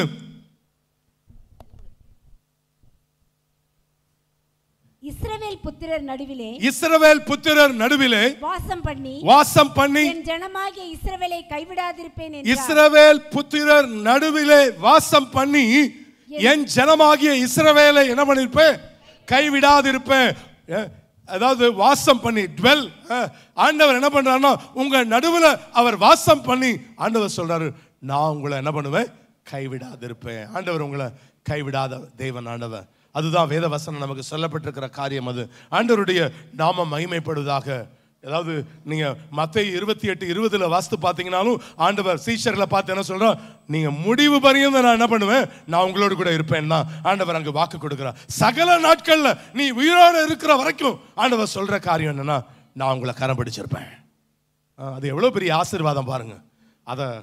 அதை உள்ளார்ந்த விதத்துல நம்பி விசுவாசிக்கிறவங்க நல்லா கைகளை தட்டி ஒரு விசை கர்த்தருக்கு நன்றி சொல்லுங்க பாப்போம். ஆண்டவருடைய நாம மகிமைப்படுவதாக. எல்லா நிலைகள்ல வார்த்தை அதுதான் நமக்கு சொல்லப்பட்டிருக்கிற காரியம். அது ஆண்டவருடைய நாம மகிமைப்படுவதாக. எல்லாம் நான் உங்களோடு கூட இருக்கிறேன். அதுதான் வார்த்தை நமக்கு சொல்லப்படுகிற காரியம். ஆண்டவர் நம்ம ஆசீர்வதிப்பதற்கு அவர் போதுமானவராக இருக்கிறார். உன்னோடு கூட இருக்க கைவிடாதவர். அந்த உன்னோடு கூட இருக்க என்ன பண்ண மாட்டார்னா உங்களை கைவிடாத தேவன். எந்த சூழ்நிலைகளிலும் உங்களை இது வரைக்கும் கைவிடாதவர். இனிமேலும் நான் உங்களை கைவிட மாட்டேன்னு சொல்றார். இனியும் நான் உங்களை வழி நடத்துவேன். 2024 2024 நான் உங்களை கைவிடாது இருப்பேன். என் கரத்தை நான் உங்கள் கைகளை பிடிச்சிருப்பேன் கதை சொல்லுகிறார். அந்த ஆண்டு முழுவதும் அவர் பிடிச்ச கரம் அதுதான். ஆண்டவருடைய நாம மகிமைப்படுதாக. கடைசியில் எல்லா சூழ்நிலைகள்லையும் he travels with me. அவர் என்னோடு கூட இருந்து நான் போகிற வழியெல்லாம் என்னை காத்து உன்னை கைவிடாதிருப்பேன். இந்த யாக்கோபு தெருவில் நின்றுகிட்டு இருந்தவன் எத்தனை வயசுல தெரியுமா இறந்து போனான்? 147 இயர்ஸ். அவன் மரிக்கும் போது அவனுடைய வயசு 147 ஆண்டுகள். அதாவது 4 சந்ததி என்ன பண்றார் பார்க்குறார். பிள்ளைங்க, பேர பிள்ளைங்க, கொள்ளு பேர பிள்ளைங்க எல்லாத்தையும் பார்த்துட்டு கம்ஃபர்டபுளாக தான் ஜேர்னியை மூடுறத நம்ம அந்த கண்களை மூடுறத வேதத்தில் வாசிக்கும் பொழுது வாசிக்கிறோம். ஆண்டவருடைய நாமம் மகிமைப்படுதாக. எல்லாவற்றில் அவர் நமக்கு சொல்லுகிற காரியம் என்ன? உன்னோடு கூட இருக்க உங்களை கைவிடாதவர்.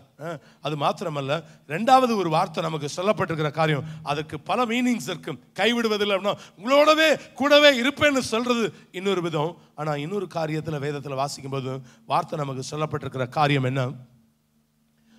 வேதத்தை நீங்க வாசித்து பார்க்கிற போது உபாகமம் 31 அதிகாரம் 3வது வசனம். உபாகமம் 31:3. உன் தேவனாகிய கர்த்தர் தாமே உனக்கு முன்பாக கடந்து போவார். அவரே உனக்கு முன்னின்று அந்த தேசத்தாரை அழிப்பார். நீ அவர்கள் தேசத்தை சுதந்தரிப்பாய். கர்த்தர் சொன்னபடியே யோசுவா உனக்கு முன்பாக என்ன பண்ணுவான்? கடந்து போவான் என்பதாக அந்த பகுதிகளில் வாசிக்கும் பொழுது வாசிக்கிற காரியம் தான். கர்த்தர் தாமே என்ன பண்ணுவாரோ உனக்கு முன்பாக கடந்து போவார். கூடவே இருக்கிறது ஒரு பேட்டர்ன் அப்படின்னு சொன்னா, இன்னைக்கு இந்த வசனத்துல அடுத்து ஒரு காரியத்தை ஆண்டவர் நமக்கு சொல்ற காரியம் என்ன அப்படின்னு சொன்னா, அவர் கர்த்தர் தாமே உனக்கு முன்பாக கடந்து போவார் என்பதாக அந்த பகுதிகளில் வாசிக்கும் பொழுது வாசிக்கிற காரியம் தான். ஆண்டவருடைய நாம மகிமைப்படுதாக. இப்போ அதே 31 உபாகமம் 31:6 வாசித்து பாருங்கள். நீங்கள் பலம் கொண்டு திடமனதாய் இருங்கள். அவர்களுக்கு பயப்படவும் திகைக்கவும் வேண்டாம். உன் தேவனாகிய கர்த்தர் தாமே உன்னோடு கூட இருக்கிறார். அவர் உன்னை விட்டு விலகுவதும் இல்லை. உன் தேவனாகிய கர்த்தர் தாமே உன்னோடு கூட வருகிறவர். அவர் உன்னை விட்டு விலகுவதும் இல்லை. உன்னை கைவிடுவதும் இல்லை என்று சொன்னான். கைவிடுவதும் இல்லை. கைகளை உயர்த்தி ஒரு அல்லேலூயா சொல்லுவோமா? கர்த்தர் தாமே உங்களுக்கு முன்பாக போவார். வார்த்தை நமக்கு சொல்லப்பட்டிருக்கிற காரியம் என்ன அப்படின்னா, உனக்காக செய்ய கையை விரிக்காதவர். கைவிடுவதில்லை அப்படின்னு சொன்னா உனக்காக செய்வதற்கு கையை விரிக்காதவர். இதுக்கு மேல என்னால என்கிட்ட வராதிங்க பிரதர் அப்படின்னு என்ன பண்ணுவோம்? கை விரிச்சிருவாங்க. உங்களுக்காக எல்லாம் செய்கிறேன்னு சொன்னவங்க என்ன பண்ணியிருப்பாங்க? கை விரிச்சிருவாங்க. பிரதர் ஒரு தடவை சொல்கிறேன், உங்களுக்கு புரியலையா? அப்படி என்னால் தான் முடியலன்னு சொல்கிறேன்ல அப்படின்னும் போது அந்த சூழ்நிலை அதுதான். ஆனால் ஆண்டவர் உங்களை அந்த அங்கே வார்த்தை நமக்கு சொல்லப்படுகிற காரியம், ஆண்டவர் நமக்கு வார்த்தை சொல்கிறார், உனக்காக செய்ய கையை விரிக்காதவர். இனிமே நான் உனக்கு செய்ய மாட்டேன்ப்பா அப்படி சொல்றது இல்லை. உனக்காக எல்லாத்தையும் நான் செய்து முடிப்பேன்னு கதை சொல்லுகிறான். வார்த்தை தான் சொல்லப்படுகிற காரியம். இன்னும் கொஞ்சம் எக்ஸ்பிளைன் பண்ணலாம் அப்படின்னு சொன்னால்,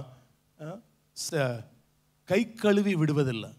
கை கழுவி விட்டுருவாங்க, அவ்வளோதான் மொத்தமாக. அங்கே பிலாத்து என்ன பண்ணுறாருன்னா அங்கே கை கழுவிடுறாரு. இதுக்கும் எனக்கும் சம்பந்தம் இல்லைன்ற மாதிரி கை கழுவுறத வேதத்தில் வாசிக்கிறோம். இன்னைக்கு கை கழுவப்பட்ட நிலைமையில் எல்லாம் இவங்களை நம்பி மலை போல நம்பி இருந்தேன், ஆனால் கை கழுவி விட்டுட்டாங்க, கையை விரிச்சிட்டாங்க பிரதர் அப்படின்னா. ஆனால் இந்த காலை பொழுதில் கத்த சொல்லுகிறா, கை விடுவதில்லைன்றதுக்கு 3 அர்த்தம் இருக்குது. நான் உன்னோடு கூடவே இருப்பேன், உங்களை ஒருபோதும் என்ன பண்ண மாட்டேன், கைவிடவே மாட்டேன். That is number 2. 3வது உங்களை என்ன பண்ண மாட்டேன்னா கையை விரிக்காத ஆண்டவர். அது மாத்திரமல்ல, அவர் கை கழுவி விடாதவர், உங்களை கை கழுவி விட மாட்டார். எல்லா சூழ்நிலைகளில் உங்களை என்னையும் வழி நடத்துவதற்கு அவர் போதுமானவராக இருக்கிறார். வேத வசனம் அதுதான் நமக்கு சுட்டி காட்டுகிற காரியம். அது ஆண்டவருடைய நாமம் மகிமைப்படுவதாக 31:8 வாசிக்கிறோம். கர்த்தர் தாமே உனக்கு முன்பாக போகிறவர், அவர் உன்னோடு இருப்பார், அவர் உன்னை விட்டு விலகுவதும் இல்லை, அவர் உன்னை கைவிடுவதும் இல்லை, நீ பயப்படவும் கலங்கவும் வேண்டாம் என்று சொல்லி அந்த பகுதிகளில் வாசிக்கும் பொழுது வாசிக்கிறோம். எல்லா காரியங்கள்ல இன்னும் இதற்கு ஒரே ஒரு விளக்கத்தை சொல்லி நாம் ஜெபித்து முடிக்க போகிறோம். நியாயாதிபதிகள் 6ஆம் அதிகாரம் 13-14 வசனங்களை வாசித்து பாருங்கள். நியாயாதிபதிகள் 6ஆம் அதிகாரம் 13-14 வசனங்கள் நமக்கு என்ன சொல்கிறது? அப்பொழுது கிதியோன் அவரை நோக்கி, என் ஆண்டவனே, கர்த்தர் எங்களோட இருந்தால் இவையெல்லாம் எங்களுக்கு நேரிடுவானேன்? கர்த்தர் எங்களை எகிப்திலிருந்து கொண்டு வரவில்லையா என்று எங்கள் பிதாக்கள் எங்களுக்கு விவரித்து சொன்ன அவருடைய அற்புதங்கள் எல்லாம் எங்கே? இப்பொழுது கர்த்தர் எங்களை கைவிட்டு மீதியானர் கையில் எங்களை ஒப்பு கொடுத்தாரே என்றான். அப்பொழுது கர்த்தர் அவனை நோக்கி பார்த்து, உனக்கு இருக்கிற இந்த பலத்தோடு போ, நீ இஸ்ரவேலை மீதியானரின் கைக்கு நீங்களாக்கி ரட்சிப்பாய், உன்னை அனுப்புகிறவர் நான் அல்லவா என்றார். கைகளை உயர்த்தி ஒரு அல்லேலூயா சொல்லாமா? கர்த்தர் எங்களை கைவிட்டு மீதியானின் கையில் எங்களை ஒப்பு கொடுத்தாரே என்றான். அப்பொழுது கர்த்தர் சொல்றாரு, அவனை நோக்கி பார்த்து, உனக்கு இருக்கிற இந்த பலத்தோடு புறப்பட்டு போப்பா, இஸ்ரவேலரை மீதியானியரின் கைக்கு நீங்களாக்கி என்ன பண்ணுவ? ரட்சிப்பாய், உன்னை அனுப்புகிறது நான் அல்லவான்னு சொல்றாரு. உனக்காக ஆண்டவர் எல்லாத்தையும் செய்கிறவர் இல்ல, செய்து முடிக்கிற தேவன் அவர். எல்லாத்தையும் பியூட்டிஃபுல்லாக கர்த்தர் முடிக்கிற தேவன். ஆண்டவருடைய நாம மகிமைப்படுவதாக.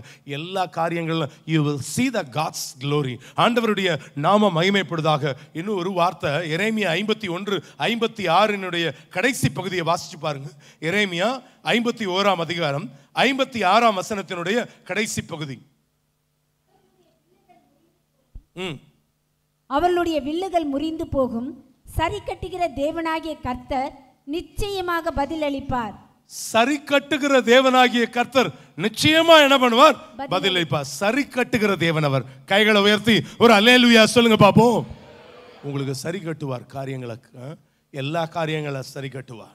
சரி கட்டுகிற தேவன், அதுதான் வார்த்தை நமக்கு சொல்லப்படுகிற காரியம். சரி கட்டுகிற தேவன், சரி கட்டுகிற தேவனாகிய கர்த்தர் நிச்சயமாக பதிலளிப்பார் என்பதாக அந்த பகுதிகளில் வாசிக்கும் பொழுது வாசிக்கிறோம். ஆண்டவருடைய நாம மகிமைப்படுவதாக. எல்லாவற்றிலும் தேவன் நம்மை ஆசீர்வதித்து வழி நடத்துவதற்கு அவர் போதுமானவராக இருக்கிறார். செய்வார் என்பதில் சந்தேகம் அல்ல. ஓசியா 11ஆம் அதிகாரம் 8ஆம் வசனத்தையும் வாசிக்க கேட்கலாம். ஓசியா 11:8. எப்பிராயிமே, நான் உன்னை எப்படி கைவிடுவேன்? எப்பிராயிமே, நான் உன்னை எப்படிப்பா கைவிடுவேன்? இஸ்ரவேலே, இஸ்ரவேலே, நான் உன்னை எப்படி ஒப்பு கொடுப்பேன்? நான் உன்னை எப்படி, அதான் இந்த வார்த்தை சொல்லப்பட்டிருக்கிற காரியம். எப்பிராயிமே, நான் உன்னை எப்படி கைவிடுவேன்? பக்கத்தில் இருக்கிறவங்களை கைப்பிடிச்சு சொல்லுங்க, கர்த்தர் உங்களை ஒருபோதும் கைவிட மாட்டா. ஆண்டவருடைய நாம மகிமைப்படுவதாக. எல்லா நிலைகளில் கர்த்தர் நம்மை ஆசீர்வதிக்க ஒருபோதும் உங்களை கைவிட மாட்டா. You will see the God's glory. இந்த வார்த்தையில் அவர் கரம் பிடிச்சதனுடைய அற்புதத்தை நீங்க பாப்பீங்க. ஆண்டவருடைய கரம் உங்களோடு கூட இருந்து வழி நடத்துகிறத நீங்க ருசிக்க கர்த்தர் உங்களுக்கு கிருபை தருவதற்கு அவர் போதுமானவராக இருக்கிறார். செய்வார் என்பதில் என்ன கிடையாதுன்னா சந்தேகம் கிடையவே கிடையாது. ஆண்டவருடைய நாம மகிமைப்படுவதாக. எல்லா நிலைகளில் தேவன் நம்மை ஆசீர்வதிப்பதற்கு அவர் போதுமானவர். ஹல்லேலூயா. நிச்சயமா ஆண்டவர் உங்களை கைவிட மாட்டார். எல்லா காரியங்களும் உங்களுக்கு ஒண்ணுமே சொல்லலையே, அவர் உங்களுக்கு சொன்னதை ஒண்ணுமே சொல்லலையே பிரதர், அதுவே தெரியல எனக்கு, இனிமே சொல்லுவார் உங்ககிட்ட. சொல்லல, உங்களுக்கு நிறைய பேருக்கு சொல்லி இருக்கிறார், ஆனா சிலருக்கு இன்னும் சொல்லலையா, இனி உங்க கூட பேசுவார். He will speak with you. ஆண்டவர் உங்களோடு கூட கர்த்தர் பேசுவார். நான் ஒரு காரியம் மறுபடியும் சொல்றேன், ஆண்டவர் He will never forsake you. உங்களை கைவிடவே மாட்டார். அவர் ஒருபோதும் உங்களை கைவிடாத தேவன். நிச்சயமா உங்களை வழி நடத்துவதற்கு அவர் போதுமானவர். ஹல்லேலூயா, ஸ்தோத்திரிக்கிறோம். அதுதான் வார்த்தை சொல்லப்பட்டிருக்குது. அவர் உங்களுக்கு சொன்னதா இருந்தாலும் சரி, இனிமே சொல்ல போறதா இருந்தாலும் சரி, அதை செய்து முடிக்கிற அளவுக்கு உங்களை கைவிட மாட்டார். பக்கத்துல ஒருத்தருடைய கைப்பிடிச்சு சொல்லுங்க பார்க்கலாம். ஹல்லேலூயா. அவர் உங்களுக்கு சொன்னதை செய்யும் அளவும். நீங்க இன்னும் இது வரைக்கும் உங்ககிட்ட சொல்லலையா? சொல்லுங்க, அந்த கேள்வியை கேளுங்க. இது வரைக்கும் உங்க கூட பேசலையா? இனி கர்த்தர் உங்க கூட பேசுவார். அவர் உங்களுக்கு சொல்லாததையும் கர்த்தர் செய்து முடிப்பார். நீங்க நினைச்சதை காட்டில மேன்மையா கர்த்தர் வைப்பார். விசுவாசிக்கிறவங்க நல்லா கைகளை தட்டி கர்த்தருடைய நாமத்தை மகிமைப்படுத்துங்க பாப்போம். Let we all stand together. எழும்பி நிக்கலாமா? Hallelujah.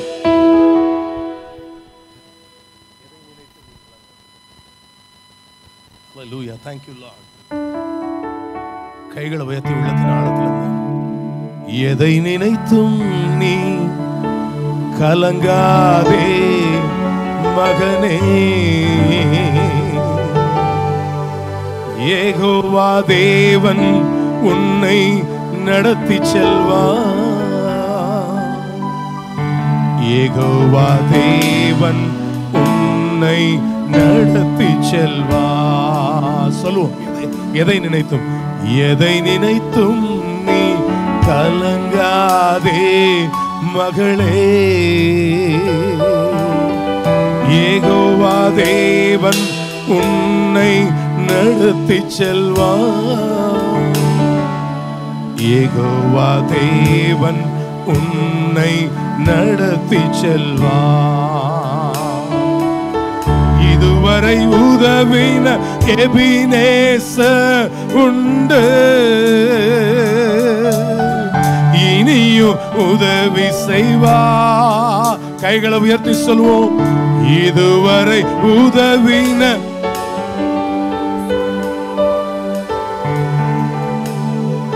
இனியும் உதவி செய்வார்.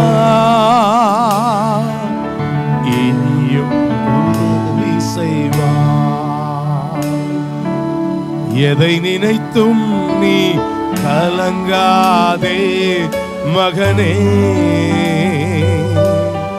யெகோவா தேவன் உன்னை நடத்தி செல்வார்.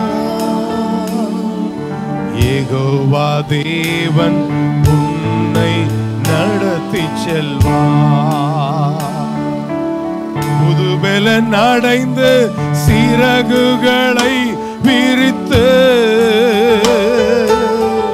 உயர பறந்திடுவாய். சொல்வோம், புதுபெலன் அடைந்து சிறகுகளை விரித்து உயர பறந்திடுவாய். உயர்ந்து போவதில்லை. எதை நினைத்தும் நீ கலங்காதே மகனே,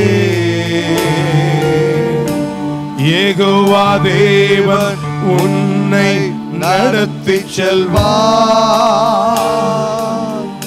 யெகோவா தேவன் உன்னை நடத்தி செல்வார். கைகளை உயர்த்தி ஒரே ஒரு விசை சொல்லுவோம்,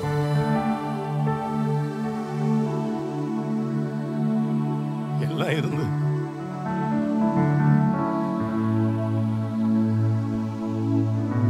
ரொம்ப ரொம்ப லோன்லியா இருக்கு பிரதர். ரொம்ப தனிமையை உணர்றேன் ஐயா, ரொம்ப தனிமையை உணர்றேன். இருதயம் நொறுங்கி போய் வந்திருக்கிறப்பா.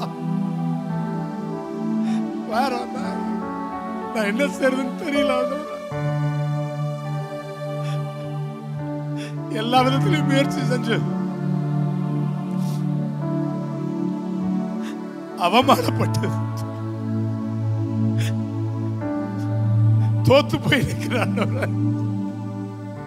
ரொம்ப கஷ்டமா இருக்கான். கண்ணீரோடு கூட வந்திருக்கிற சகோதரன், கண்ணீரோடு கூட வந்திருக்கிற சகோதரி, ஆண்டவர் இந்த காலை பொழுதுல உங்களுக்கு சொல்ல சொன்னாருமா, உங்களுக்கு சொல்ல சொன்னாரியா, என் பிள்ளைகளை நான் கைவிட மாட்டேன், என் பிள்ளைகளை நான் கைவிட மாட்டேன், என் பிள்ளைகள குடும்பத்தை நான் கைவிட மாட்டேன்னு கத்த சொல்லுகிறான். உங்களை கைவிட மாட்டாருமா, உங்களை கைவிட மாட்டார் சகோதரா, உங்களை கைவிட மாட்டார் சகோதரியே. சூழ்நிலையை பார்த்து ரொம்ப நொந்து போய் வந்திருக்கீங்களா?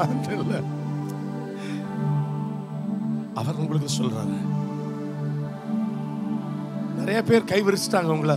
ஆனா அம்மா, நான் உனக்கு தாயின் கற்பத்துல உன் தாய் பார்க்கறதுக்கு முன்பாகவே நான் பார்த்துட்டேன்பா உன்னை. நான் எப்படி உன்னை கைவிடுவேன்? உனக்கு எல்லாத்தையும் செய்து முடிப்பேன்னு கர்த்தர் வாக்கு கொடுக்கிறார். நீங்க போங்க, உங்களுக்கு ஒரு ஆச்சரியம் காத்திருக்கிறது. ஒரு அதிசயத்தை கர்த்தர் செய்வார், ஒரு அற்புதத்தை கர்த்தர் செய்வார். You will see the God's glory. விடியற் காலத்து வெளுப்பை போல உன் வாழ்க்கையில ஒரு வெளிச்சத்தை கர்த்தர் தருகிறார். You will see the God's glory. அவர் உங்களை கைவிடுவதில்லை, அவர் உங்களை கைவிடுவதில்லை, அவர் உங்களை கைவிடுவதில்லை. நிறைய பேரை ஏமாத்தி இருக்கிறேன். எத்தனை பேரோடு இருக்கிறீங்க. ஹல்லேலூயா, ஸ்தோத்திரம்.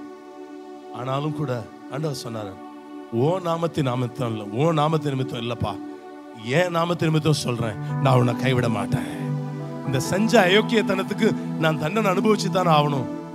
ஆனா என் ஆண்டவர் சொல்றாரு, இந்த காலை பொழுதுல உன்னை என் கையில ஒப்பு கொடுத்துரு. I will do for you. உனக்காக நான் செய்வேன் கர்த்தர் சொல்றார். I will walk among you, will be your God. உன் நடுவுல உலாவி உன் தேவனா இருப்பேன்ப்பா.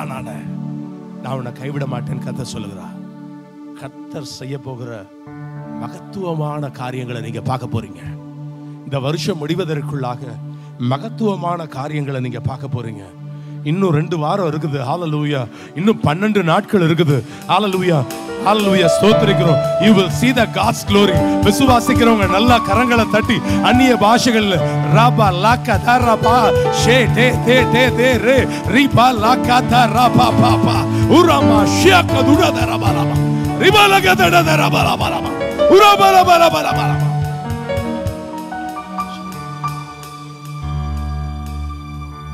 பாஸ்டர் சகரியா ஐயா வந்து முடிவு ஜெபத்தை செய்வார்கள். ஆசீர்வாதத்தை பெறுவதற்கு முன்பாக இன்னும் ஒரே ஒரு காரியத்தை செய்ய இருக்கிறோம். ப்ளீஸ் பி ஒரு சில நிமிடங்கள் மாத்திரம் வெயிட் பண்ணுங்க. ஹல்லேலூயா. நல்ல வார்த்தைகளுக்காக கரங்களை தட்டி உற்சாகமா தட்டுவோம். ஹல்லேலூயா. காலம் கடைசி காலத்தில் வாழ்ந்து கொண்டிருக்கிறோம். நீங்களும் நானும் இன்றைக்கு கேட்ட செய்தி நிமித்தமாக என்ன கற்றுக்கொண்டோம்? ஆயத்தமாய் இருப்போம். நீங்கள் நானும் ஆயத்தமாக இருக்கக்கூடிய காலத்தில் வாழ்ந்து கொண்டு இருக்கிறோம். ஏனென்று சொன்னால் கர்த்தர் நம்மை ஒருபோதும் கைவிட மாட்டார். கைவிடாத தேவன். சூரியன் இருளாய் போகலாம், சந்திரன் ரத்தமாக கூட மாறலாம், ஆனால் கர்த்தர் சொல்றார், உன்னை நான் கைவிடுவதில்லை என்று சொல்லி இருக்கிறார். உன் சூரியன் இனி அஸ்தமிப்பதில்லை, உன் சந்திரன் மறைவதில்லை. கர்த்தரே உனக்கு நித்திய வெளிச்சமாயிருப்பா. உன் துக்க நாட்கள் முடிந்து போகும் என்று கர்த்தர் சொல்றார். எல்லாம் கரங்களை தட்டி ஹல்லேலூயா, ஹல்லேலூயா. ஜெபனுமா ரீகாபா உர்ராமா காபா. ஹல்லேலூயா. எங்களை அன்பாய் அதிகமாக நேசிக்கிறதான நல்ல தகப்பனே, ஆசீர்வதிக்கப்பட்ட கர்த்தாவே, மனமகிழ்ச்சியான கால வேளைக்காக உமக்கு நன்றி சொல்லுகிறோம். ஆண்டவரே, வெளிப்படுத்துற விசேஷத்திலிருந்து அநேக காரியங்களை கர்த்தர் நாட்களை எங்களுக்கு கற்றுக் கொடுத்த தேவனுக்கு உமக்கு நன்றி. நாங்கள் கற்றுக்கொண்டதின் முடிவு ஆண்டவரே அப்பா, இனி காலம் செல்லாதையா, இனி காலம் செய்யாது. நாங்கள் ஆயத்தமாக இருக்கக்கூடிய கடைசி காலத்தில் வாழ்ந்து கொண்டு இருக்கிறோம். நாங்கள் ஆயத்தமாக இருப்போம். நாங்கள் ஆயத்தமாக இருக்கும்போது கர்த்தர் எங்களை கைவிடாத தேவனாக இருக்கிறபடி நமக்கு நன்றி சொல்றோம். நான் உலகத்தின் கடைசி முடிவறிந்த நான் உன்னோடு கூட இருப்பேன் என்று சொல்லப்பட்ட அந்த வார்த்தையின் பிரகாரமாக கர்த்தர் எங்களை இவ்வளவாக நடத்த போது தேவனுக்கு நன்றி சொல்கிறோம். வார்த்தை வசனத்தை பேசின மகனோடு கர்த்தருடைய கரம் கிருபை இருக்கட்டும். இன்னும் வெளிப்படுத்துகிற விசேஷத்திலிருந்து அநேக காரியங்களை கர்த்தர் மகனுக்கு வெளிப்படுத்தி ஆண்டவரே நீ நடத்த போது தேவனுக்கு நன்றி சொல்கிறோம். பயன்படுத்தும் ஆண்டவரே. வார்த்தை வசனத்தை கேட்ட பிள்ளைகளோடு கர்த்தருடைய கரம் கிருபை இருக்கட்டும். தாழ்த்தி ஒப்புக் கொடுக்கிறோம். இயேசு கிறிஸ்துவின் நல்ல நாமத்தில் பிதாவே.